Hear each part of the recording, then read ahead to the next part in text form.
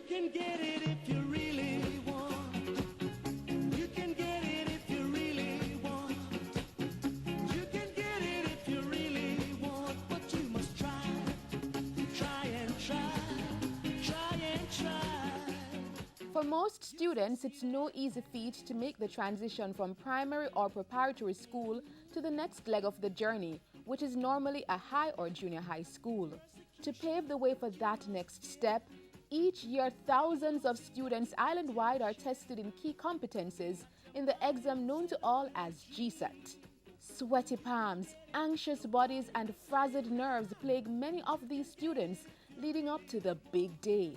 But as you prepare for this year's Grade 6 Achievement Test, youngsters, shed the nerves, because we've got some tips to help you keep calm and do your best. Try and try. You'll succeed at last. Take enough pencils to the examination. Listen to the instructions of the examiners and concentrate on completing the papers on time. It is not about what your friends or your classmates are doing. It is about your concentration and what you have recorded on the paper. Some students let their nerves get the best of them, and when it's time for multiple choice papers, they make the mistake of shading in their answers in the wrong line. It's an error that can spell disaster for good results.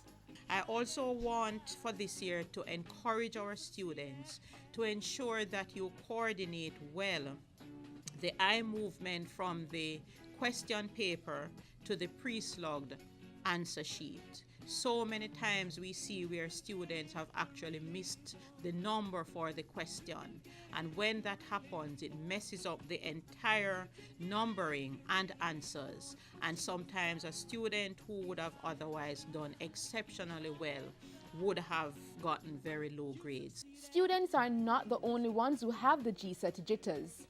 We know parents are sometimes more nervous than the youngsters. You can get it if you really want, but you must try. Parents are being reminded of the following.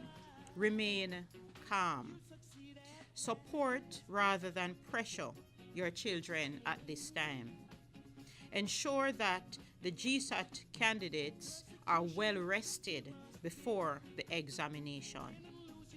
Make plans for your children's nutritious meals, not only over the 2 days, but at least they should have been on a program by now.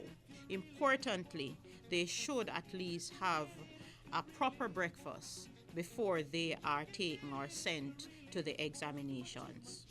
Leave the examination centers as soon as your children have settled down to do the examinations. There is no point remaining there because that also creates some kind of nervousness for the children. Students, you have worked hard, been adequately prepared by your teachers and parents. So take a deep breath, settle down, and do your best. And our final reminder to you: be confident in yourselves. You have done your preparation, and with preparation, you will be able to do well on your examinations. You can get it if you really want.